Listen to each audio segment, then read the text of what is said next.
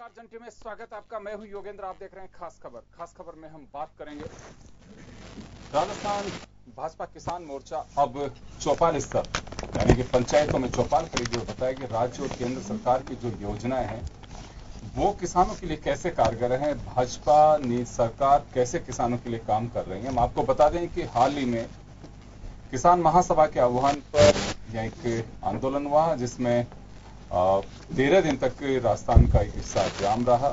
सरकार और आंदोलनकारियों के बीच सहमति बनी और उसके बाद ये कहा गया कि कर्जे माफ को लेकर के, लेकिन कर्जे माफी भी जो कमेटी बनेगी राज्यों का अध्ययन करेगी और उसके बाद ही कुछ निर्णय हो पाएगा। लबोलबाब ये है कि आने वाले दिनों में किसान मुद्दा रहेगा, एग्रीकल्चर सेक्टर मुद्दा रहेगा, लेकिन राजनीतिक लाभ कौन पहले ले सकता है, कौन कितना ले सकता है, इसके अपने एक राजनीतिक मायने हैं।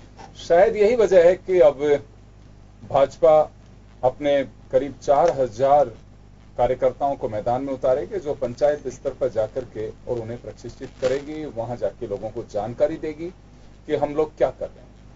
हम आपको पूरा मजमून दिखाते हैं जन टीवी की नजर से कि क्या है मामला, और उसके बाद हम पैनलिस्ट से मुखातिब होंगे। देखिए जन टीवी की नजर।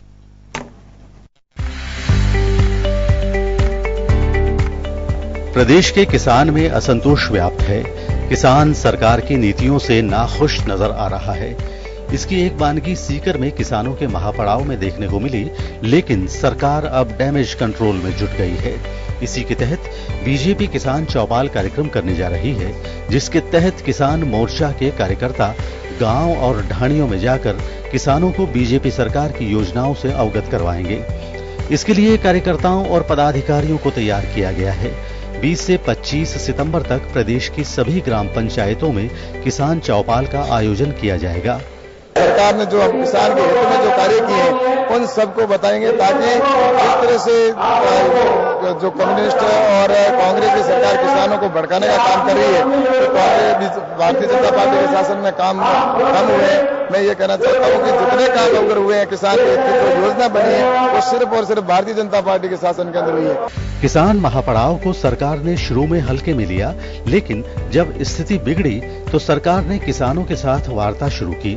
किसान कर्ज माफी समेत स्वामीनाथन आयोग की सिफारिशों को लागू करने की मांग कर रहे हैं। किसान नेताओं और सरकार के बीच चली लंबी वार्ताओं के दौर के बाद सरकार ने किसानों को हाई पावर कमेटी बनाने का आश्वासन दिया है, जिसके तहत कमेटी 1 महीने में अपनी रिपोर्ट देगी, जिससे ये तय हो सकेगा कि सरकार पर किसानों का कर्ज माफ करने से कितना भार पड़ेगा।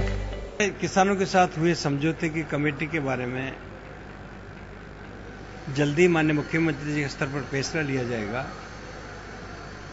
और मैं समझता हूं कि वो कमेटी सभी पहलुओं पर, मात्र कर्जा माफी ही नहीं, अन्य किसानों से जुड़ी जितनी भी सारी समस्याएं हैं उन सबके ऊपर स्थायी रूप से विचार करके अपनी रिपोर्ट सरकार को देगी। और मैं समझता हूं कि ये बहुत बड़ा ऐतिहासिक कदम माननीय मुख्यमंत्री जी का है, जिन्होंने आजादी के 70 वर्षों में पहली बार हाई पावर कमेटी का गठन करके जिस प्रकार से कर्जे माफ करने की जो बात की गई है, ये वास्तव में एक सकारात्मक कदम होगा। राजस्थान के किसानों को, स्मॉल फार्मर, मार्जिनल फार्मर और जिन्होंने किसान क्रेडिट कार्ड से ऋण लिए हैं, ऐसे किसानों को भी इसमें लाभ मिल सकेगा। राजस्थान में चुनावी साल नजदीक है। इधर किसान लगातार आंदोलन की राह पर है। विपक्ष भी लगातार इस मुद्दे पर सरकार को घेर रहा है। इसलिए सरकार किसान चौपाल जैसे कार्यक्रम करके डैमेज कंट्रोल करना चाहती है, ताकि चुनाव में किसान, जो कि एक बड़ा वोट बैंक है, उससे बीजेपी को हाथ न धोना पड़े।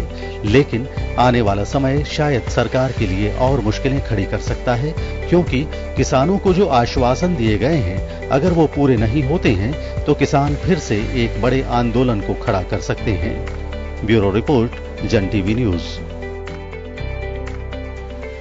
तो आपने सुना पूरा मामला कि कैसे राजनीतिक मुद्दा बन सकता है। हमारे साथ डॉक्टर महावीर शास्त्री जी हैं, किसान नेता, भाजपा नेता ओपी यादव जी हमारे साथ हैं, और कांग्रेस नेता मनोज मुदगल जी हमारे साथ हैं। आप सभी का स्वागत है।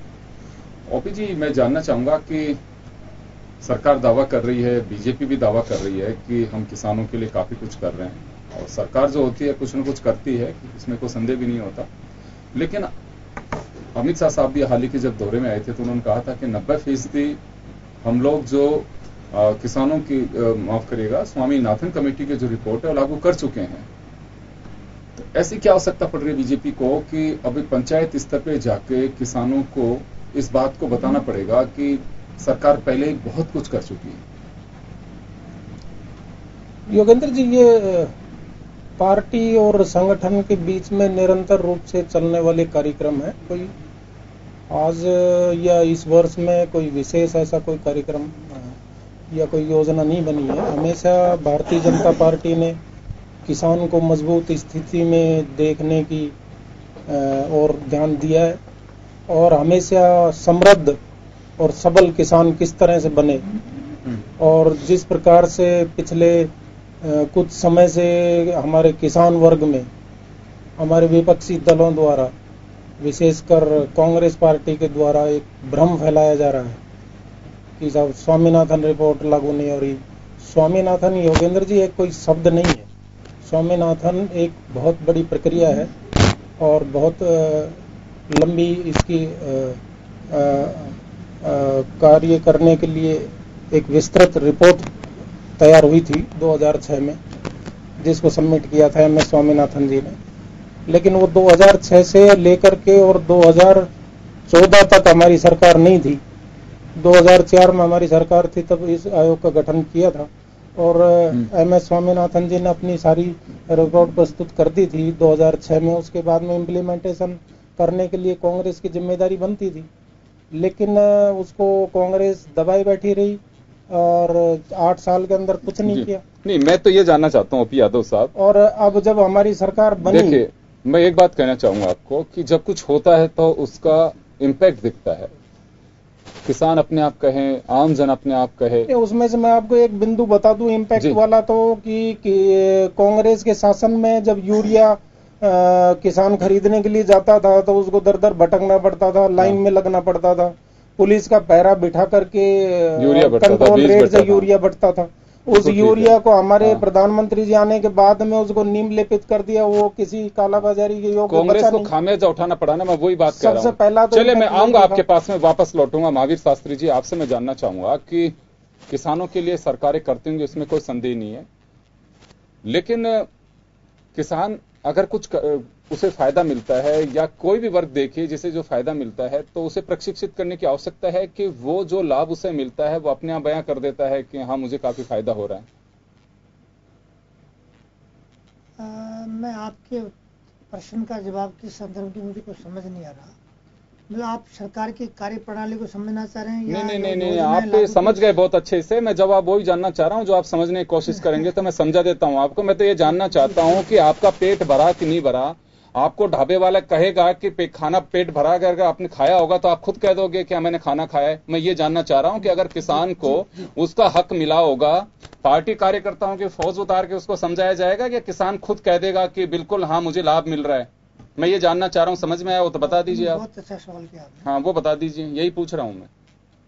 केवल राजस्थान नहीं, पूरे देश के किसान की आज जो मनस्थिति है वो उसकी आर्थिक दुर्दशा के कारण है। और उसमें सब जगह बीजेपी हो ऐसा नहीं है, क्षेत्रीय दल भी हैं, कुछ कांग्रेसी दल भी, और कृषि राज्य का मैं किसी पार्टी का इश्यू नहीं है, मैं सिर्फ आम जानकारी जानना चाहता हूँ। मैं आपको वही बता रहा हूँ।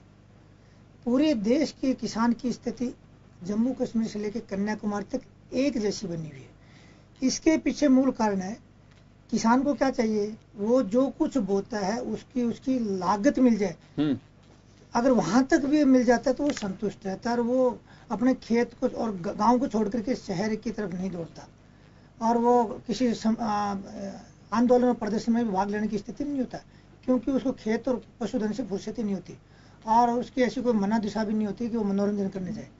आज जो पूरे प्रदर्शन हो रहे हैं पूरे देश में, उसके पीछे मूल कारण ये है कि किसान को ये महसूस हो रहा है कि हमें हमारी लागत का सरकारी आंकड़ों के हिसाब से भी 80% मिल रहा है, यानी 20% घाटे में खेती चल रही है। 100 रुपए खर्च करेगा हर साल, 80 रुपए उसको मिलेगा। ये सरकारी आंकड़े हैं, केवल किसान की बात नहीं कर रहा, सरकार के अपने आंकड़े। 100 रुपए में 80 रुपए उसको मिल रहे हैं साल के अंत में। कारण क्या है, वो जब जैसे पिछले उन्होंने चने बोए 13,000 रुपए से 15,000 रुपए क्विंटल सरकारी रेट थी, उसमें खरीदा। जो ही चना बाजार में आया 4,000 रुपये 4,500 रुपये उसको बेचना पड़ा। उसकी जमीन, उसकी खाद, उसका बीज, उसकी साल भर की मेहनत, उसकी बिजली, उसकी रखवाली, कटाई, मजदूरी और बाजार तक लाना। अगर वो देखता है तो 80 रुपये बस इतने ही मिल पाते। ये भी मिल जाए तो कई बार अगर अकाल राहत या कोई बीमारी आ गई तो वो भी उसको नहीं मिल पाता है। ऐसी स्थिति में जैसा अभी ओपी यादव साहब चर्चा कर रहे थे, डॉक्टर MS स्वामीनाथन का गठन सही है। माननीय वाजपेयी जी ने उसका गठन किया था, उनकी अध्यक्षता में national commission for farmers training, राष्ट्रीय किसान आयोग। अगर वो उस रिपोर्ट का अध्ययन गंभीरता से कोई भी सरकार, बीजेपी और कांग्रेस दोनों को मौका मिला है, कांग्रेस को ज्यादा मिले ठीक बात है, कोई भी सरकार इसका गंभीरता से अध्ययन करके अगर लागू कर देती तो 99% समस्या का समाधान उसी में हो जाता है। यह एक छोटा सा सवाल लूंगा जो आप कह रहे हैं कि अभी ओपी यादव साहब का दावा था, अमित शाह साहब हाल ही में जब जयपुर दौरे पे आए थे तब कह रहे थे कि ये बताने की आवश्यकता है, उन्होंने भी कहा था कार्यकर्ताओं से कि कार्यकर्ता बता ही नहीं पा रहे, हमने 90% जो सिफारिशें हैं वो लागू कर चुके हैं, सरकार का ये दावा है। हाँ, ठीक कह रहे होंगे। कई बार क्या होता है, सिफारिशों का वो हिस्सा जो सहज स्वाभाविक या सहायक होता है उसको पार्टी अपने हिस्से में लेने की कोशिश करती है। उनकी जो मूल सिफारिशें उनको अपन देखेंगे तो पता लगेगा कि धरातल पे कहां तक लागू हुई। डॉक्टर MS स्वामीनाथन आयोग की रिपोर्ट में पहला बिंदु है किसान को उसकी लागत का 1.5 गुना भुगतान किया जाए। यानी फसल में 100 रुपये खर्च होता है, 150 रुपये उसको भुगतान किया जाए ताकि किसान की घर ले जाने योग्य आय सरकार के न्यूनतम तनख्वाह लेने वाले कर्मचारी के बराबर हो सके। ये आयोग की भाषा है। उसमें मुझे कहीं नहीं लग रहा देश में कि उसकी लागत की गणना के हिसाब से 1.5 गुना सरकार ने दिया क्या। दूसरा, तो सबसे मूल जो बात है वो तो यही है कि जो श्रम किसान कर रहा है, जो लागत लगा रहा है, उसका रिटर्न नहीं मिल पा रहा है। दूसरा, स्वामीनाथन आयोग की 80% या 90% दावा कर रहे हैं, उसके दूसरे महत्वपूर्ण सिफारिश आप देखें, आयोग का दूसरा बिंदु है केवल 1.5 गुना लागत घोषणा नहीं, सरकार उसकी साल भर खरीद की गारंटी भी दे। अभी जैसे न्यूनतम समर्थन मूल्य की घोषणा राज्य सरकारें करती हैं लेकिन खरीद नहीं हो पाती, क्योंकि या तो बाद में उसकी घोषणा हो पाती। अब जैसे 1 अक्टूबर से इन्होंने मूंग की खरीद घोषणा करेंगे, खरीद केंद्र चालू करेंगे, मूंग तो बाजार में आ गया, बिक जाएगा। और अगर कुछ किसानों के पास बचेगा भी तो क्वालिटी कंट्रोल के नाम से कि इसमें सीम है, इसका दाना छोटा है, इसका रंग ठीक नहीं है, ये कह करके किसान को लगता है कि घर से ट्रॉली ले आया, यहाँ खरीद नहीं रहे तो बाजार में जिस भाव बिकी को बेच के चला जाएगा। तो स्वामीनाथन की रिपोर्ट में ये था खरीद की गारंटी सरकार की रहेगी लागत के 1.5 गुना पे। तीसरा उनका किसान, लेकिन महावीर जी एक बात तो कहनी पड़ेगी यहाँ पे कि प्रोडक्शन जो है प्रोडक्ट जैसा है जी, उसकी क्वालिटी पे तो क्यों क्वालिटी के साथ कोई व्यापारी समझौता कैसे कर सकता है? मैं क्वालिटी कंट्रोल की बात ही नहीं कर रहा। बीज कहां से आएगा किसान के पास? आप गुणवत्ता के नाम से आप दे रहे हैं, वही बीज वो बो रहा है, तो आप उसको ऐसा बीज दीजिए ना कि वो तो वही बोए, आज भी वही कर रहा है। राजशीट, राजफेड या सरकार की अन्य एजेंसियां, सहकारी संस्थाएं जो दे रही वही बीज तो काम ले रहा है वो। तो बीज कौन सा बो रहा है? तो आज कृषि विज्ञान केंद्र है, वही अनुसंधान केंद्र है, वैज्ञानिक है, कृषि विभाग राज्य और केंद्र के, उनका फिर काम क्या रह गया? वो ये बीज कहां से लाता है किसान? उसको वही बीज देना जो उस क्षेत्र के वातावरण की जलवायु के अनुकूल हो, तो वही रहेगा। यानी मूलतः सरकार की अपनी जिम्मेदारी के अनुसार जो उसकी लागत और खर्चे का आकलन करते हुए खेती, किसान, बेरोजगारी, पशुधन और खाद्य सुरक्षा का, तो आपको लगता है कि अभी सरकारों को जो किसानों के लिए करना चाहिए था, गवर्नमेंट चाहे कोई भी हो, हमें स्वामीनाथन कमीशन की जो रिपोर्ट 2007 में आ गई थी, उस वक्त 6 में आ गई थी, और तो तब से बिल्कुल उसकी सिफारिशों पे गौर फरमाएं तो वो सब चीजें मूल जो उसका आधार था, उसकी जो आत्मा थी कमीशन रिपोर्ट की, उस पर कोई गौर नहीं कर रहा अभी। चलिए मनोज मुदगिल साहब, आपके पास में आना चाहूंगा मैं और जानना चाहूंगा कि बीजेपी, देखिए गवर्नमेंट किसी की भी होती है, आप लोग भी करते थे कि हमारी फ्लैगशिप योजनाएं कार्यकर्ता आम जन तक पहुंचाएं। ओपी यादव जी सही कह रहे हैं कि भाई कोई नया काम नहीं कर रहे हैं, राजनीतिक दल करते आए और हमने अगर कुछ किया तो जनता के बीच हम जाएंगे। आप लोगों के पास में अगर क्या होता है तो आप लोगों के पास में भी कुछ बताने को बहुत कुछ था और अभी क्या है। तो अभी देखिए आने वाला जो वक्त होगा इसमें कोई संदेह नहीं है कि चुनावी महासमर का एक आधार होगा किसान, उसके लिए हम क्या कर सकते हैं और सरकारें, पार्टियां अपनी उपलब्धियां गिनाएंगी। कुछ है जो बताया जा सके कि किसानों के लिए हमने ये किया था, क्योंकि डॉक्टर महावीर शास्त्री जी हैं, एक निष्पक्ष किसान हैं, किसी से इनका कोई मतलब नहीं है, इनको किसान हितों से मतलब है। इनका साफ कहना है कि किसी सरकार ने किसानों के लिए ऐसा अभी तक कुछ नहीं किया जिसको बिल्कुल बताया जा सके, किसान ताल ठोक के कह सकें कि बिल्कुल मेरे हितों की रक्षा इसकी सरकार ने की थी, गले नहीं उतर रही है इनके? देखिए योगेंद्र जी, बिल्कुल स्पष्ट है, पिछले 4 साल के भाजपा के शासन में 100 से ज्यादा किसानों ने आत्महत्याएं की हैं। मैं सहमत हूं। चलिए मैं ये इनका सबसे बड़ा कलंक है इस सरकार। मनोज जी, मैं तो एक मेरा जो सवाल था, आप इस पे जरूर आइएगा। मेरा जो सवाल था ये था कि कांग्रेस अपनी कुछ उपलब्धि ऐसी बता सकती है कि हमने किसानों के लिए ये किया था, सोने की, डेढ़ सोने की, वो अगर किया है और अगर किसानों को अब ये लग रहा है कि हम तकलीफ के दौर से गुजर रहे हैं तो बीजेपी को भुगतना पड़ेगा। कांग्रेस को जवाब देने के लिए आके किसानों के बीच अब जब जाएंगे तो किसानों के नेता बैठे हैं, मैं इनके बिल्कुल नॉलेज को दुरुस्त कर रहा हूं कि हमारी सरकार जब केंद्र में यूपीए सरकार काम कर रही थी, मनमोहन सिंह जी के शासनकाल में किसानों के सबसे ज्यादा कर्जे माफ अगर किसी सरकार ने किए हैं तो वो कांग्रेस शासन में किए। ये अभी मेरे भाजपा मित्र बड़ी हंसी कर रहे थे कि यूरिया और बीज के लिए तो इनके राज में पुलिस डंडे बरसा रही है, कांग्रेस के राज में ना यूरिया की कमी थी ना बीज की थी। मैं इनका जानकारी दुरुस्त कर दूं कि जितना बीज और यूरिया खाद हमारे टाइम में मुफ्त दी गई, उपलब्ध कराई गई, भाजपा के शासनकाल में तो डंडे पड़े और इतना बड़ा आंदोलन आज आपने देखा, बीकानेर, गंगानगर, शेखावटी, सीकर सब जगह हुआ, उनको हाईवे जाम करने पड़े। ये भाजपा के शासन में हुआ, ना कि कांग्रेस के शासन में हो, क्योंकि कांग्रेस के शासन में केंद्र की यूपीए सरकार ने किसानों के हितों के लिए सब कुछ माफ किया और कर्जे जितने हमने माफ किए इतने किसी सरकार ने माफ नहीं किए। अब रही इसकी बात कि ये लोग चौपालों पे जाए चाहे गाड़ियों में जाए, इनकी गाड़ी प्लेटफॉर्म छोड़ चुकी है। ये सरकार अब बैकफुट पे है जाने के मात्र इस समय के 12 महीने गिन लेने चाहिए, क्योंकि इस समय आचार संहिता 2018 में लग चुकी होगी। इस सरकार का तो राज्य सरकार का जाना निश्चित है, इसको कोई शक्ति नहीं रोक सकती, क्योंकि जिस सरकार ने कुछ किया ही नहीं, ना इसने मजदूर के लिए किया, ना इसने किसान के लिए किया, ना इसने विद्यार्थी के लिए किया, ना व्यापारी के लिए किया। ये चौपाले तो फेल है। चौपालों पे आपको बताने के लिए है क्या? आपने विकास के नाम पे पूरे प्रदेश को खड्डे दिए। पूरा आप राजधानी को देख लें कि एक भी खड्डा पैचवर्क नहीं कर पा रहे, कोई नया प्लेटफॉर्म नहीं बना पाए, कोई एलिवेटेड रोड नहीं बना पाए। हम डेवलपमेंट पे और इंफ्रास्ट्रक्चर पे बाद में आएंगे। मेरा सवाल सिर्फ इतना सा है, मैं आज किसानों के मुद्दे से डाइवर्ट नहीं होना चाहता, क्योंकि आप सभी लोगों को हमने कहा था बाकायदा कि हमारा मुद्दा किसानों तक सीमित रहेगा और किसानों के लिए कौन क्या कर पा रहा है वो बात मैं लेना चाह रहा था। चलिए मैं आपके किसानों के लिए अशोक गहलोत सरकार और यूपीए की मनमोहन सिंह सरकार ने जितना बढ़िया काम किया आज तक के सरकारों में किसी ने नहीं किया। चलिए हमारे साथ संजय माधव जी भी जुड़ गए हैं किसान सभा से। संजय जी, बीजेपी अपनी तैयारी में जुटी है और बीजेपी का साफ दावा है कि हमने जब किसानों के लिए कुछ किया है तो हम जनता के बीच जाने का हक भी रखते हैं और कार्यकर्ताओं की पूरी फौज उतारी है, जाएंगे जनता के बीच में, बताएंगे कि हमने क्या क्या किया है। क्योंकि देखिए आने वाला जो वक्त है इसमें कोई संदेह नहीं है कि किसान बहुत ही बड़ा एक डिसाइडिंग फैक्टर होगा सरकारों के बनने के लिए, और इससे पहले भी रहा है। लेकिन पढ़ा लिखा किसान है, जानता भी है, वो अपने नफे नुकसान को तोलने की कोशिश भी करता है और इसमें कोई संदेह भी नहीं। अगर किसी सरकार ने, किसी पार्टी ने उनके लिए किया तो बताना भी चाहिए।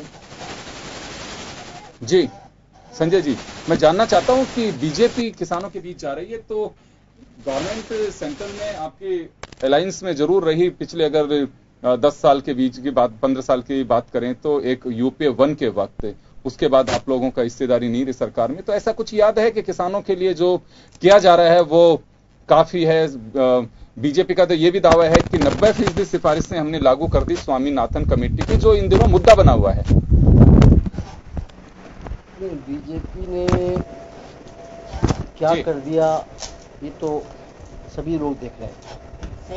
राजस्थान के लोगों ने भी देखा, पूरे देश की जनता ने भी देखा। अगर बीजेपी ने कुछ किया होता तो ये आंदोलन क्यों? 3 साल पहले चुनाव हुए 2014 में, कोई भी ये दावा करे कि किसानों के लिए उसने बहुत कुछ कर दिया है तो ये अभी कोई किसानों के बीच में कोई अभी छुपी बात है किसने क्या कर दिया। सबसे बड़ा गुनाह तो इन्होंने ये किया है कि जो आर्थिक नीतियाँ जो दोनों नीति लागू कर दिया, कांग्रेस और दोनों ने अपनी नीति बताया, पूरे किसी क्षेत्र को तबाह करने का काम इन नीतियों ने किया है। कैसे किया? क्या नीतियां थी ऐसे? ये नवोदारवादी आर्थिक नीतियां से सब्सिडियां खत्म की जा रही हैं खेती में, किसान में जो लागत थी वो, ये 3.5 लाख 4 लाख किसान लगभग आत्महत्या है इस 91 के बाद में। अभी तो सब मान रहे हैं, सारे अर्थशास्त्री कह रहे हैं, कृषि अर्थशास्त्री मान रहे हैं इस बात को, वास्तव में विनाश हो रहा है, कृषि का क्षेत्र बर्बाद हो रहा है। तो ये जो अपने आप किसानों के हित में दावा करते हैं, इनसे पूछने वाला है कि क्या कोई नीति यदि गलत लागू हो जाती है तो उसको सुधार करने की ताकत होनी चाहिए, स्वीकार करने की क्षमता होनी चाहिए, हमसे गलती हो गई। लेकिन ये ऐसे नेतृत्व देश के अंदर आज किसानों के नाम पर राजनीति करने वाले लोग हैं, किसानों के नाम पर पूरा देश चलता है, लेकिन ये इस प्रकार के लोग हैं कि इनको, क्योंकि ये किसानों के वास्तव में कोई लेना नहीं है, किसानों को सिर्फ वोट लेना है और चिंता भी ये वोट की हो रही है खाली किसानों के जीवन। किसान ऐसे वोट दे देगा, किसान गुमराह हो सकता है? किसान गुमराह नहीं हो सकता, मैं ये तो कहना चाह रहा हूँ। इसलिए ये कोई कहे किसानों के लिए बहुत कुछ कर दिया, ये बहुत बड़ी जो है झूठ है बड़ा। ये पार्टियां सिर्फ बड़े बड़े पूंजीपतियों कंपनियों के लिए काम कर रही हैं, इनका कोई किसान से लेना देना नहीं है। इसीलिए किसान को मजबूर होकर, कोई किसान को मजा नहीं आता है कि 13 दिन तक सड़कों पर रात और दिन बच्चे बूढ़े पड़े रहे। के बाद में तो माना जा सकता है कि वर्तमान सरकार ने किसानों के लिए कुछ किया है। 13 दिन बाद 10 दिन तक 11 दिन तक सरकार सोई रही, वार्ता तक करने को तैयार नहीं, सुध लेने को तैयार नहीं। जब चारों तरफ, और खाली किसान नहीं, मैं धन्यवाद देना चाहता हूँ राजस्थान की जनता को, विद्यार्थी, नौजवान, व्यापारी, महिलाएं, जब हर कोई सड़क पर आ गया, चक्के जाम कर दिए, जब राजस्थान को जाम कर दिया, आधा राजस्थान ब्लॉक हो गया, पूरा सड़कों पर आ गई जनता, तब जाकर के वार्ता करने के लिए बुलाया, मजबूरी। कौन सा एहसान कर दिया? इससे पहले बिजली का आंदोलन आपने देखा, बिजली के रेट बढ़ाए बीजेपी सरकार ने, और किस प्रकार से पूरा राजस्थान 4 महीने तक आंदोलित रहा। इनको शर्म नहीं आती, इनको दिखता नहीं कि किस प्रकार से किसान इस बोझ को झेल पाएगा। लेकिन वही बात, जब लड़ेगा, लड़के कुछ लेगा तो फिर श्रेय लेने की होड़ मच जाएगी। अभी ये चौपाल पहले लगाते, अब चौपाल पहले लगाते, आप पहले जनता में जाते, अरे कोई बात नहीं, आप नहीं लगाए आपने, जब आंदोलन चल रहा था हमने कोई मना थोड़ी किया बीजेपी कांग्रेस को आंदोलन मानने के लिए, आप आए थे बीच में। हमने कौन सा किसान सभा का झंडा था, कोई कम्युनिस्ट पार्टी थोड़ी लड़ रही थी, किसानों का झंडा था, किसानों की लड़ाई थी, बीजेपी आती, कांग्रेस आती, स्वागत था। लेकिन एक भी कोई बीजेपी का नेता, कांग्रेस का नेता, जी आपको लगता है कि किसान गुमराह नहीं होगा, चाहे बीजेपी हो, कांग्रेस हो, कोई भी हो? ऐसा लगता है? किसान गुमराह नहीं होता है। हाँ। किसान भोला जरूर है, किसान विश्वास करता है, अभी भी हमने वार्ता की है, विश्वास किया है। किसान मासूम है, किसान को 2 ही चीज आती है, मेहनत करके खेत की जमीन पाड़ के खेत से खेती करना और सच्चाई से अपनी बात को कहना। किसानों ने, मोदी जी आपको याद होगा 14 में चुनाव में उन्होंने थोड़ी कहा कि हम ये गो हत्या और हिंदुत्व और ये सब लव जिहाद ये लागू करेंगे। उन्होंने ये कहा जनता, किसानों को कहा जाकर के, हमको आप ये कांग्रेस 10 साल में सत्यानाश कर दिया, आप हमें वोट दीजिए, हम स्वामीनाथन आयोग की सिफारिश लागू कर देंगे, आप मुझे वोट दीजिए, मैं आपको वादा करता हूं कि हम आपको जो है 1.5 गुना लाभ देकर के फसल पर उसका भाव दूंगा, आप मुझे वोट दीजिए, मैं इस देश को खुशहाल बना दूंगा, मैं किसानों के लिए सस्ती बिजली दूंगा, पानी। तो चलिए, सरकार तो अभी भी दावा कर रही है कि 2022 तक इंतजार कर रही है, जो किसान की आमदनी उसको दुगना कर देंगे। एक छोटे से ब्रेक के लिए रुकूंगा, मैं आप लोगों से जानना चाहूंगा कि 2022 में किसान की आमदनी दुगनी होगी, किसान को तब तक के लिए भरोसा करना होगा, ये भरोसा कैसे कर सकते हैं? एक छोटे से ब्रेक के बाद।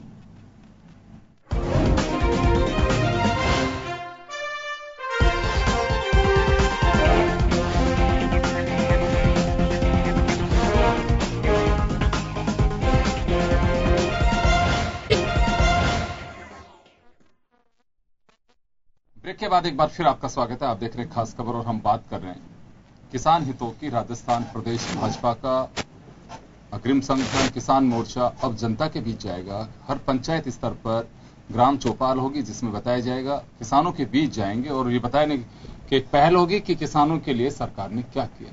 यादव साहब, आपके पास आना चाहूंगा और मैं जानना भी चाहूंगा, आप लोगों का एक बड़ा एजेंडा है। संजय माधव जी ने अभी कहा कि देखिए किसान भोला होता है, भरोसा करता है। 2022 में आमदनी दुगनी होगी, ये आप एक एजेंडा लेकर चल रहे हैं जी? निश्चित रूप से योगेंद्र जी, 2022 में आमदनी दुगनी होगी। वो कैसे हो सकती है, थोड़ा सा हम जानना चाहते हैं। इसमें क्या है कि कांग्रेस के साथ साथ मैं थोड़ा सा किसान को भी दोषी मानता हूँ। क्या है कि किसान के पास जब प्राकृतिक साधन थे, जब उनका अंधाधुंध दोहन किया, हम पानी चला करके चले, हमारी याद है हम छोटे छोटे थे तो पानी चला के छोड़ देते थे रात को मोटर, और वो पानी दूसरे खेत तक भर जाता है, सुबह जाकर के पता करते थे, पड़ोसी की पिलाई कर देते। आज वो पानी हमारा 3-3, 4-4 मीटर नीचे गया। पहले हम भरी बाल्टी से पानी खींच लेते थे, आज वो दिखता नहीं है कुएं के अंदर। थोड़ा सा किसान की भी हमारी लापरवाही रही है इस हद तक पहुंचने। अब इसमें स्वामीनाथन जी ने क्या कहा था कि हर खेत को पानी, आने वाला समय उनको पता था क्या होगा। हर खेत का पानी ड्रिप स्प्रिंकलर सिंचाई का जो सिस्टम था वो भी हमारी सरकार लेके आई। दूसरी उपलब्धि आपको गिनवा रहा हूं। पहली उपलब्धि मैंने आपको यूरिया की, वो भी स्वामीनाथन रिपोर्ट का ही बिंदु है। दूसरी उपलब्धि आपको हर खेत को पानी, ये भी स्वामीनाथन जी का ही रिपोर्ट है। तीसरा बीज की उत्तम गुणवत्ता, जो हमारे डॉक्टर शास्त्री जी कह रहे थे कि बीज अच्छा हो। हमारे क्या हुआ कि दे रासायनिक खाद, दे कीटनाशक उस जमीन को इतनी जहरीली कर दी कि हमारा बीज भी दूषित हो गया और हमारा शरीर भी दूषित हो गया और आम जन भी दूषित हो गया। ये बिंदु भी स्वामीनाथन जी का ही था कि हमारी मिट्टी की जांच, मिट्टी का स्वास्थ्य को सही किया जाए। क्या ये सारे बिंदु हमने नहीं किए क्या? स्वास्थ्य मृदा कार्ड हमारे प्रधानमंत्री नरेंद्र मोदी जी ने उसको लॉन्च किया सूरतगढ़ राजस्थान से। तो ये आमदनी दुगनी करने के वो रास्ते हैं, वो बताना चाह रहे हैं। अब सुनिए, आमदनी अच्छी हो, डबल हो, अधिक हो, ये भी बिंदु स्वामीनाथन जी का ही था। उसके तहत हमारी सरकार ने ग्राम स्तर पर जो है आयोजन किए, ग्राम मीट किया, यहाँ जयपुर में किया, अभी कोटा में किया, हर संभागवार। उसमें क्या है कि नई तकनीक किसान को सिखाई जाती है। आज हम आलू उत्पन्न करते हैं, आलू 1.5 रुपए किलो, 2 रुपए किलो बिकता है। वही आलू चिप्स बन करके 250 रुपए 100 ग्राम बिकता है, वो 250 रुपए, 300 रुपए, 400 रुपए किलो तक का भाव बिकता है। आज हमें वैल्यू एडेड प्रसंस्करण, मिट्टी के स्वास्थ्य को सही करना और हर बूंद का उपयोग पौधे की सिंचाई के लिए लेना। पानी की आवश्यकता पौधे को है, जमीन को नहीं। आज हमारे किसान को भी इस मामले में जागरूक होना पड़ेगा। और ये जो मेरे किसान संगठन के जो भाई बैठे हैं, इनको भी मैं ये राय देता हूं कि बजाय ये कांग्रेस पार्टी उनको भ्रमित करने के, उनको बरगलाने के, उनको गलत रास्ते पे ले जाने के, इस चीज का यदि उनको ज्ञान कराए कि हमें ये पद्धति हमको अपनानी है, तो मुझे लगता है कि हमें भी फायदा होगा और इस समाज को भी फायदा होगा और किसान भी मजबूत बनेगा। 20 तारीख से 25 तारीख तक जनता के बीच रहेंगे, वो पूछेंगे आप लोगों से कि ये 2022 में हमारा मार्जिन डबल कैसे कर देंगे। वो एक हम छोटा सा एक जानना चाहते हैं कि रास्ता कौन सा होगा जिससे आप लोग डबल कर देंगे मार्जिन। डबल करने का योगेंद्र जी, आज हम मिट्टी की जांच कराने जाते हैं तो किसी एरिया में जिंक की कमी पाई गई है, किसी के एरिया में मैग्नीशियम की कमी पाई गई है, किसी एरिया में आयरन की कमी पाई गई है। हमारा किसान जहां 1 एकड़ के अंदर 2 डीएपी के खाद दे रहा है, यदि वो मिट्टी की जांच करा ले तो शायद उसको 1 डीएपी के बैग की जरूरत पड़ेगी। पहली बात तो उसके जो खर्च में लागत आई वो आधी हुई। दूसरा, हम उसको ऐसी फसलों को उत्पादन करने के लिए उत्प्रेरक करेंगे जगह जगह जाकर के, पंचायत स्तर पे जाकर के, कि आपकी जमीन कपास नहीं, आपकी जमीन जैतून की खेती के लिए उपयोगी है।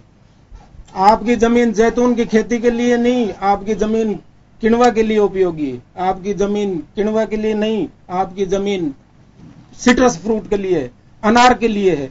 तरह तरह की हम जो आज हम पुरानी परिपाटी पे चलते रहेंगे क्या? ये कांग्रेस हमेशा उसको गरीब बना के रखने की नीति पे चली है। इनकी नीतियां वही थी। अब इनकी गाड़ी पटरी से छूट चुकी, ये तो कहते हैं साहब इनकी स्टेशन से चलती है, मैं तो कहता हूं इनकी पटरी से उतरी हुई गाड़ी चढ़ेगी नहीं। एक सवाल ये हमारा दावा है। एक सवाल बीच में ये भी आपकी पार्टी, दूसरी पार्टियां विरोधी जो हैं उनकी तरफ से आता है कि 19 में चुनाव होंगे तो 2022 का लक्ष्य लेके आप चल रहे हैं। नहीं, हर योजना के अंदर समय चाहिए। आज हमने कांग्रेस को 60 वर्ष 65 वर्ष का समय दिया, लेकिन इन्होंने आपने नहीं दिया, जनता ने दिया। जनता ने कौन होते हो देने वाले? मैं भी एक जनता में, मैं भी एक जनता ही हूँ। आप ये तो देश की जनता ने दिया। नहीं, आप ये मत बोलिए कि आपने दिया। नहीं, मैं एक जन हूँ, मैं भी वोट डालता हूँ।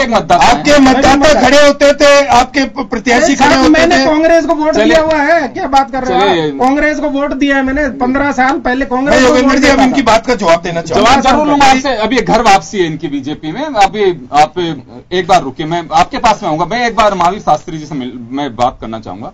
शास्त्री साहब, ये दावा किया जा रहा है 2022 में किसान की आमदनी दुगनी होगी। एक रिपोर्ट आई थी, आपको मालूम होगा, जिसमें एवरेज किसान की आमदनी वार्षिक कितनी है? ध्यान होगा मेरे ख्याल में आज एक किसान की प्रति व्यक्ति के साथ 20 रुपया प्रतिदिन की औसत वार्षिक आंकड़ों के हिसाब से आए हैं। तो पारिवारिक आय भी शायद 7,000 रुपए ऐसे कुछ आ रही है, जिसको करके 2022 में 14,000 रुपए किया जाएगा। हाँ, तो इनका आकलन ठीक है। वो उसी अनुपात में महंगाई बढ़ जाएगी और खर्चे बढ़ जाएंगे। उसको देखते हुए स्वाभाविक ये नहीं कहें तो भी दुगनी हो जाएगी। आज जो चीज 5 रुपए की 10-12 रुपए की आएगी तो इसी अनुपात में वो आमदनी और खर्चे बढ़ जाएंगे। नरेगा के मजदूर तो, जितना भी पैसा नहीं मिल रहा है, नहीं मिल रहा है। तो अभी बार बार जैसे यूपी अफसर डॉक्टर स्वामीनाथन का नाम लें, डॉक्टर स्वामीनाथन आयोग ने तो बार बार कहा है कि आप उत्पादन कितना बढ़ा देंगे विषय ही नहीं है, उसके उत्पादन को आप लागत या लाभ कितना दिला देंगे इस बिंदु पे है। आप 10 बोरी की बजाय 20 बोरी किसान पैदा कर लेगा तो 20 बोरी में उसको ज्यादा घाटा आएगा। आज 10 बोरी में तो उसको 8,000 का घाटा है, 16,000 का घाटा आएगा। तो ज्यादा उत्पादन करना किसान के लिए लाभदायक हो ये जरूरी नहीं है जब तक कि उसको उसका उत्पादन का लाभ नहीं मिले। तो उसकी जो उपज है उसका लागत का 1.5 गुना मिले तो 10 बोरी में भी वो कमाएगा, नहीं तो 20 बोरी में भी। सब हम लागत को आधी कर देंगे ना, वो भी तो फायदा ही है। ये दावा है बीजेपी का, लागत को हम आधी कर देंगे, वो फायदा नहीं है क्या? जहाँ आप 1,000 रुपए खर्च करके और 2,000 की फसल उगा रहे हो, 500 रुपए खर्च करके 2,000 की फसल उगाओगे, हुआ नहीं? ये बातों से होता है। जब चना बातों से नहीं होता, चना बोया गया नहीं, बातों से सरकार ने दिया 13,000 रुपए क्विंटल। बातों से तो नहीं होता, 13,000 सभी के सहयोग से होगा। 13,000 रुपए क्विंटल सरकारी रेट में अभी मिला है। जो पीछे चना बोया उसमें बीजेपी सरकार थी, मुख्यमंत्री थी, और आप भी शायद इस मोर्चे की सभा भी कर रहे होंगे। तो कहाँ गए थे आप और हम सब? 13,000 में किसान को मिल रहा है, जब निकला तो 4,500 में बिक रहा है। यानी जब तक अपने इस बाजार को विपणन व्यवस्था को नहीं सुधारेंगे, खर्चे को कम नहीं करेंगे। आप डीजल है, खर्चा किसमें कम करें? सबसे ज्यादा खर्चा डीजल मारा है किसान का। क्या उपाय कर रहे हैं आप और हम खेती को कम करने के लिए? ट्रैक्टर जो उसके कृषि में जो भी औजार काम आ रहे हैं सबका खर्चा बढ़ रहा है। 40 रुपए की चीज को 64 रुपए बेच रहे हैं डीजल के रूप में। मैं एक डीजल नहीं, सबकी बात कर रहा हूँ। कृषि में काम आने वाले औजार और अन्य संसाधन अपन हम कौन सी चीज रेट घटा रहे हैं और क्या पद्धति है? या 3 साल में 3.5 साल में अपने क्या 10% भी कम किया है क्या किसी चीज को? तो देखिए एक आंकड़े, केवल पार्टी का पक्षधर बनना ये शायद जनता के साथ विश्वासघात है। हम पर जो कर रहे हैं उसको ईमानदारी से आकलन करें तो शायद न्याय होगा। तो अपने पार्टी के प्रवक्ता, पार्टियां तो पहले इतनी मजबूत है कि किसान की पहुंच से बाहर है। अब उनको और मजबूत या उनके लिए एडवोकेट बनने की आवश्यकता नहीं है। किसान के लिए कोई एडवोकेट बने तो शायद वो साथ। एक शास्त्री साहब, एक छोटा सा सवाल और है मेरा आपसे, बिल्कुल आप हो सकता है कि आपके जहन में भी ये हो, किसान में कुछ स्वभाव में किसान के में तब्दीली हो रही है, कुछ बदलाव दिखाई दे रहा है कि राजनीतिक दलों पे पहले से विश्वास करता आ रहा हो? क्योंकि जैसे अभी संजय माधव जी ने कहा कि किसान भोला होता है, किसी पे भी यकीन कर लेता है। अभी जैसे अपनी उपज को बेचने जाता है तो व्यापारी उसे सतोलता है, क्या किसान भी वो व्यापारी बनकर के राजनीतिक दलों को सतोलेगा? देखिए, राजनीतिक दलों के पास धन बल, जनबल, सक्षम इतना हो गया कि किसान को पहले 8-10 विभागों में बांट चुका है। ये किसान कांग्रेस, ये किसान मोर्चा, ये किसान सभा, ये किसान महापंचायत, ये राजस्थान किसान यूनियन, ये किसान संघ। तो एक गांव में 10 धड़े मिलेंगे और प्रयास वातावरण ऐसा बनाया जाता है कि जिस समय मतदान होता है किसान को किसान नहीं रहने दिया जाए, किसी पार्टी का कार्यकर्ता के रूप में उसको घोषित करके मतदान करवाया जाए। बिल्कुल, तो ये मूल बीमारी, सच्चाई यही है। तो आज जिसको हम करें किसान सभा का, तो उसमें कहेगा कम्युनिस्ट पार्टी का काम है। आज जो किसान मोर्चा कहेगा नहीं नहीं अपनी पार्टी माँ बाप है, अपने तो इसके अलावा कुछ देखना ही नहीं, तो उस किसान को उस धारा में डालना चाहेगा। कांग्रेस के किसान कांग्रेस यानी अपने तो कांग्रेस के ही शुभ चिंतक है, वही अपने लिए। तो किसान को जो इस भागों में बांट करके पार्टी कार्यकर्ता के रूप में जो पेश करते हैं, यही त्रासदी है, यही दुखद स्थिति है। किसान वोट देने के बाद कहता है कि हम 60% है, फिर भी दुखी है। ये ध्यान नहीं रहता कि वोट देते समय वो किसान नहीं थे, वो पार्टी के कार्यकर्ता के रूप में मतदान करके आए थे। और नेता उस मशीन में से निकलता जिसमें अंगूठा लगा कहता है। अभी वो इस स्थिति में है नहीं कि वो अपना अंगूठा ऐसी जगह लगाए जिससे कि वो अपनी इच्छा अनुसार नेता तैयार करे। ये एक दुखद सत्य है। सच्चाई यही है कि किसान बिल्कुल, और इसमें सब समाज का अंग है, राजनीतिक दल भी इसी समाज से निकले हुए हैं और वो अपनी पूरी कोशिश करते हैं कि हर सेक्टर में जब हमारे अग्रिम संगठन बने हुए हैं तो वो वहां के लोगों को ज्यादा से ज्यादा जोड़ सके। और शास्त्री जी सही कह रहे हैं कि किसान नहीं रहा, किसान राजनीतिक दलों के कार्यकर्ता के रूप में भी हो गया, और जब जिसमें मतदान करने जाता है उसी तरह से वो मतदान करता है। चलिए मनोज जी, आप ओपी यादव साहब जब कह रहे थे वो बात बता रहे हैं साहब कि 2022 के स्टेप्स और स्टेट्स बता रहे हैं कि हम किस माध्यम से उस मुकाम को किसान को हासिल कराएंगे जिसमें आमदनी उनकी दुगनी होगी। अब वो किस एवरेज में होगी ये कोई नहीं बता पा रहा है कि पैसा मिलेगा कितना डबल होने के बावजूद भी उसको, लेकिन डबल होगी। आज आप जो भी है आप देख लीजिए, सारे समाचार पत्रों में सब जगह है कि एवरेज जो आमदनी है किसान की वो कितनी है, और 2022 में उसको डबल करने में कोई दिक्कत नहीं आएगी। देखिए, मोदी जी ने 2013 में ये नारा दिया था, अब नहीं होगी किसानों पर मार, अब की बार मोदी सरकार। इन्होंने बड़ी ऊंची ऊंची बातें की थी कि हम बिजली आपको सस्ती उपलब्ध कराएंगे, डीजल पेट्रोल हम आपको सस्ता उपलब्ध कराएंगे, बीज उपलब्ध कराएंगे, कर्जे माफ कर देंगे। और उसकी इन्होंने शुरुआत जहां इनकी सरकारें नहीं थी उस स्टेटों में जाके की, जैसे उत्तर प्रदेश की, महाराष्ट्र की, वहां जाके इन्हों की। तो राजस्थान का किसान से सौतेला व्यवहार क्यों? किसान मोर्चा ने बिल्कुल सही कदम उठाया कि जब आप उत्तर प्रदेश में किसानों के कर्जों की माफी की बात करते हैं, महाराष्ट्र में जहां आपकी सरकार है, जहां आपकी केंद्र और राज्य में सरकार है, तो बीजेपी की सरकार राजस्थान में भी है, तो आप यहाँ क्यों नहीं करना? नहीं उठाया। ओपी यादव साहब मुस्कुरा रहे हैं, किसान ये किसान सभा ने किया, किसान सभा ने। हाँ। किसान सभा मतलब किसानों की खुद की थी, इन्होंने पूरा आंदोलन किया। कांग्रेस ने इनका हर जगह समर्थन किया है, कांग्रेस ने किसान सभाएं की, किसानों की बांसवाड़ा में रैली हुई, बहुत बड़ी रैली हुई, जिसको राहुल गांधी जी हमारे राष्ट्रीय उपाध्यक्ष संबोधित करके गए। ऐसा नहीं, कांग्रेस ने हर जगह किसानों की सभा करके इनकी बातों को उठाया। और पायलट साहब ने ये बात आज से 15 दिन पहले ही कही थी एक प्रेस कॉन्फ्रेंस के, कि आपको कर्जे माफ करने पड़ेंगे, क्योंकि ये बीजेपी सरकार चाहती थी कि इस कर्जा माफी को हम चुनाव के टाइम में माफ करें, जिससे कि इसको 5 साल का समय बीत जाए और किसानों में वोट में तब्दील करने में आसानी मिले। लेकिन चूंकि किसानों का आंदोलन उग्र हो चुका था, बड़ा रूप ले चुका था, उसको देखते हुए इनको मजबूरी में आयोग बिठाना पड़ा, मंत्रियों को भेजना पड़ा और वार्ता करनी पड़ी। तो ये तो सरकार का दिखावा है, देना इनके पास कुछ नहीं है, इनके मन में कुछ नहीं है, इनके मन में कुछ है, तन में कुछ है। तो ये बीजेपी की कथनी करनी में हमेशा से, क्योंकि ये उद्योगपतियों की और व्यापारियों की पार्टी है, ये किसानों को कभी भी भला नहीं कर सकती।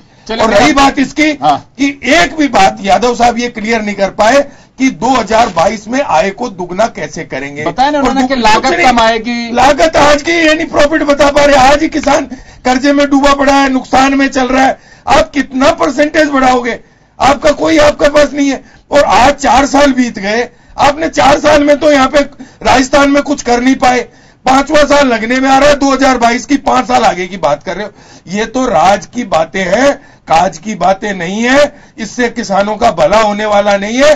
भाजपा किसान विरोधी थी, अगर इनका किसानों के प्रति झुकाव होता तो ये बिजली की दरें नहीं बढ़ाते, जमीनों को एक्वायर कर रहे हैं, वहां दूसरे टाउनशिप ला रही है मैडम। तो इनकी मुख्यमंत्री की तो योजना ही बहुत बड़ी लंबी योजनाएं चल रही हैं कि वो तो किसानों की जमीनों को एक्वायर कर रही है, जगह जगह किसानों को वहां से खेती को कम कर रही है। कहां कर रही है? बिल्कुल कर रही है, जगह जगह इन्होंने टाउनशिप ला रही है, जगह जगह और योजनाएं ला रही। किसानों का तो कोई भला उन्होंने किया नहीं। अगर ये डीजल आज क्रूड ऑयल $50 प्रति बैरल में, डीजल 25 रुपए और पेट्रोल 35 रुपए से ऊंचा नहीं बिकना चाहिए, आज इनकी सरकार उसी डीजल को किसान को 64 रुपए में दे रही है, तो ये भला तो कर ही नहीं सकते। और बिजली की रेट इन्होंने इसलिए एक छोटा सा सवाल हो रहा है मेरा, मनोज जी, एक छोटा सा सवाल हो रहा है मेरा। छोटा सा सवाल ये है कि बीजेपी ने अपनी पूरी तैयारी की है, चुनावी साल है, दिवाली के बाद से सब चीजें ऐसी होंगी क्योंकि 1 साल का वक्त बचेगा, और मुझे लगता है कि अगले साल शायद हो सकता है कि इन दिनों के आसपास से आचार संहिता लगने की पोजीशन भी रहेगी।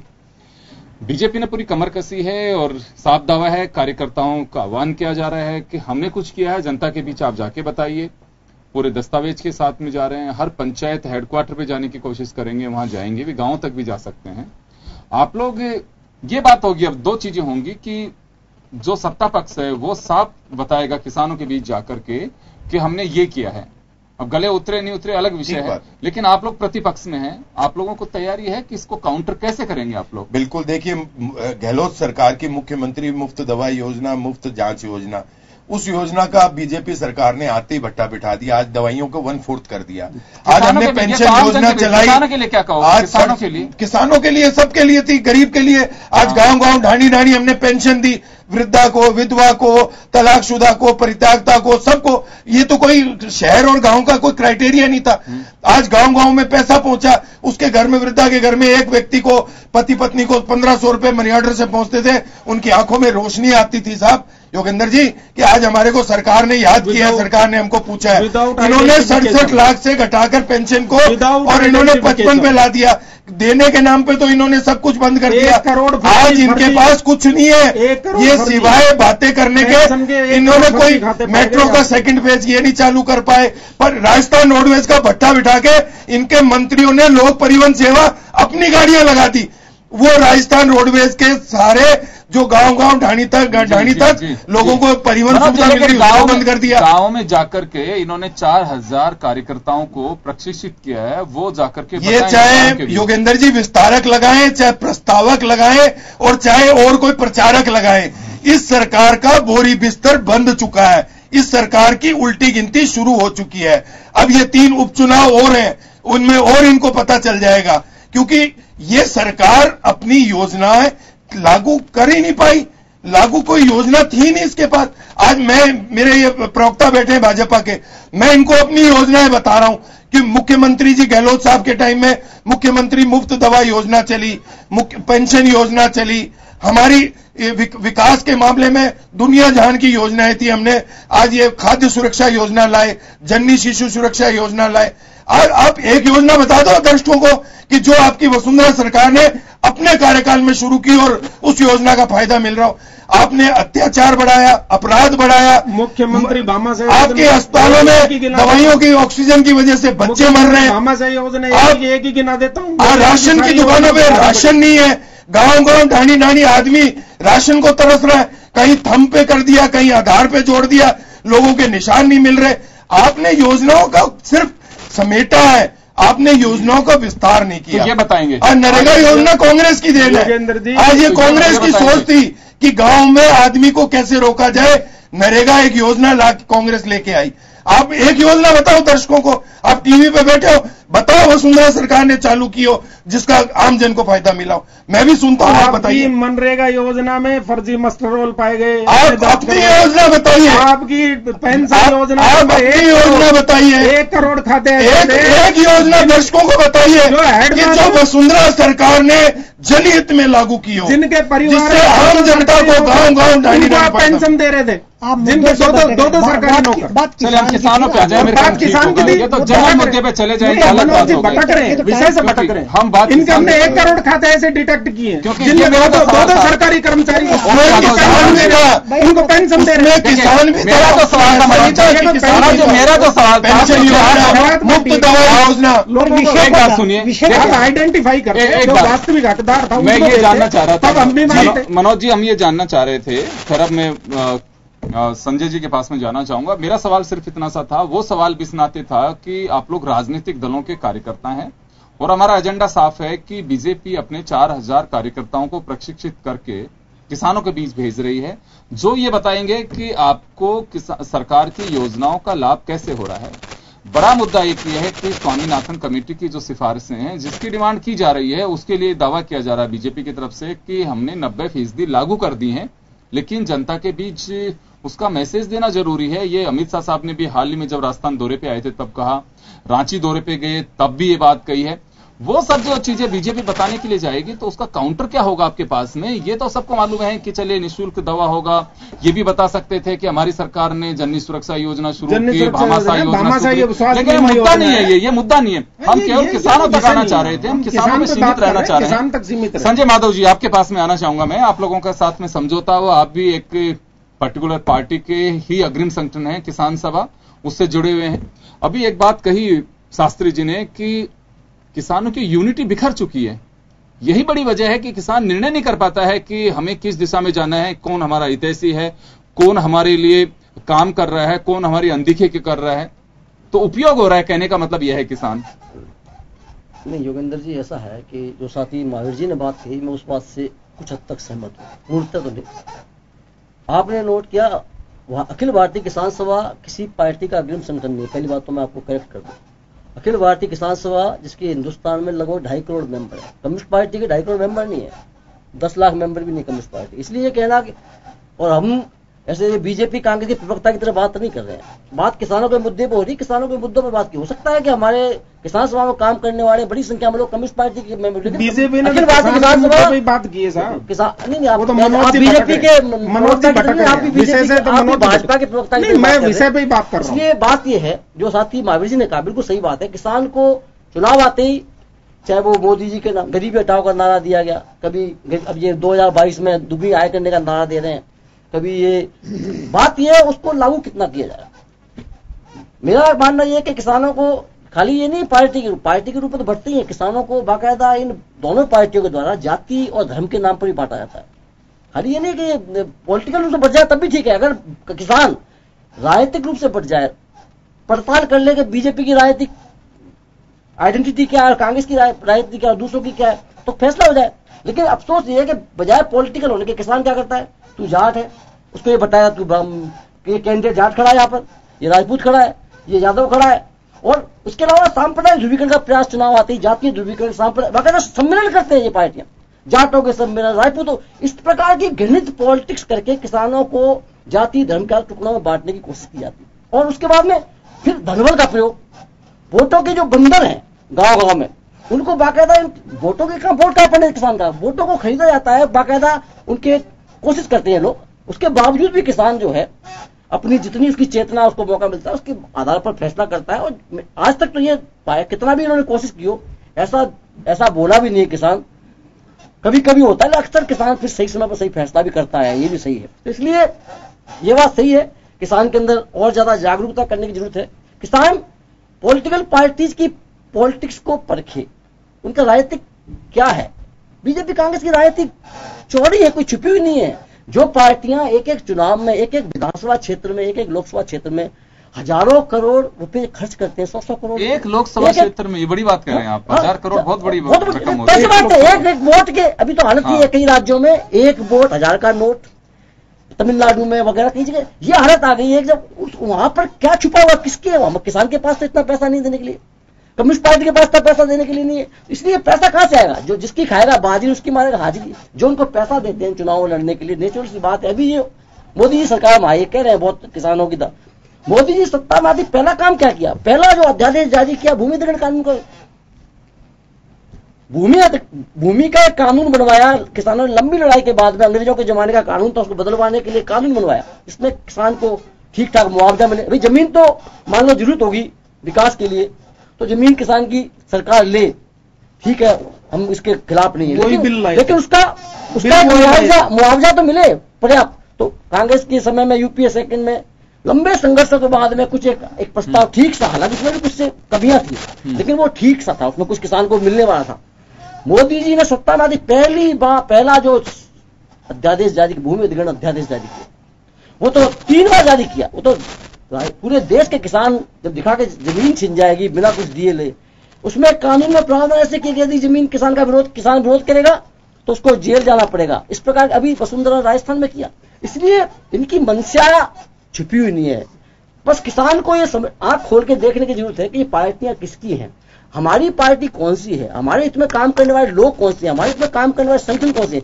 इतना सा किसान जाति धर्म ये व्यक्तिगत मामले को अगर वो घर तक सीमित रखे और पॉलिटिकल अपने दिमाग को, और आपने कहा ना जनता में ये जाएंगे, अभी कहीं जाए। अब जो हालात हैं, किसान जब मैदान में जनता लड़ने आए थे एक बार ना, तो लड़ाई लड़ने के बाद में जनता समझ जाती दोस्त कौन है, समझौते के बाद तो किसान खुश होंगे। किसान खुश है, किसान देख रहा है राजस्थान का, बहुत ही सतर्कतापूर्वक देख रहा है कि अब ये क्या करेंगे, बीजेपी क्या करेगी, कांग्रेस क्या करेगी। और किसान एक एक कदम को अभी इन्होंने शुरू कर दिया है, अभी इन्होंने अपने हरकतें शुरू कर दी है बीजेपी ने। अभी शांतिपूर्वक आंदोलन निपटने के बाद में अभी गंगानगर में, सीकर में ये मुकदमे लगा रहे किसानों पर। अभी इन्होंने मुकदमे लगा के 400 किसानों पर, 500 किसान नेताओं पर मुकदमे लगा रहे। क्या कहना चाहते हो आप? इसका मतलब आप ये साबित करना चाहते हो कि आप वास्तव में आपके दो मुंह हैं, आप दोगले हैं। एक तरफ आप समझौता वार्ता करते हैं, एक शांतिपूर्ण आंदोलन, दूसरी तरफ आप चलिए मैं संजय जी, समय का अभाव है, खत्म होने के बाद एक आखिरी सवाल मैं डॉक्टर महावीर जी से लेना चाहूंगा। मैं महावीर जी आपसे जानना चाहूंगा, कम समय है मेरे पास में, ये जानना चाहता हूं कि वास्तव में कि किसान किस पे भरोसा करे और किसान चाहता क्या है? किसान चाहता है कि कोई भी राजनीतिक दल अपने व्यवहार और काम से ये सिद्ध कर दे कि हमने ये किया। जैसा कि अगर ये घोषणा पत्रों की बात जो आती है उनको 25% लागू कर दे तो किसान उस पर विश्वास कर सकता है। 2014 के भाजपा के घोषणा पत्र में, जिसमें राजनाथ सिंह जी और नरेंद्र मोदी जी दोनों के हस्ताक्षर है, ये लिखा हुआ है कृषि भारत के विकास का इंजन है, कृषि सबसे अधिक रोजगार देने वाला क्षेत्र है, कृषि में हम ज्यादा इन्वेस्ट करेंगे और हमारी सरकार आने पर हम प्रयास करेंगे कि कृषि लाभकारी बने और उसको लाभकारी बनाने की हम लागत का 1.5 गुना किसानों को देंगे। तो इसका उन्होंने कहीं शुरुआत ही नहीं की इस क्षेत्र में। तो ये ठीक कहीं भी शुरुआत होती। वसुंधरा जी ने कहा मेरी सरकार में भी 5 साल तक बिजली में दरें नहीं बढ़ाऊंगी, 2 बार बढ़ा दी 3 साल में। 30 सेकंड में एक और चीज में चाहूंगा, समय कम है, 30 सेकंड में चाहूंगा कि अब बीजेपी के कार्यकर्ता जनता के बीच जाएंगे, खासकर किसानों के बीच लड़ने से, तो क्या रेस्पॉन्स रहेगा? 5 महीने 18 दिन, 1 सितंबर को बढ़ाई थी, 18 फरवरी। 30 सेकंड का वक्त है मेरे पास में, समय और हो चुका है। महावीर जी 30 सेकंड का वक्त है। मैं ये जानना चाहता हूं कि बीजेपी के वर्कर किसानों के बीच जाएंगे 20 से 25 तारीख तक, एक जागरूकता पखवाड़े के रूप में समझिए इसे, या कुछ भी उसे एक कार्यक्रम का नाम दे सकते हैं। किसान कितना यकीन करेगा? किसान मान सकते हैं कि बीजेपी को जानने की जरूरत हो वहां पे, या कुछ किया हो तो स्वतः ही किसान से स्वीकार कर लेगा कि बिल्कुल आपने काम किया, आपका स्वागत है?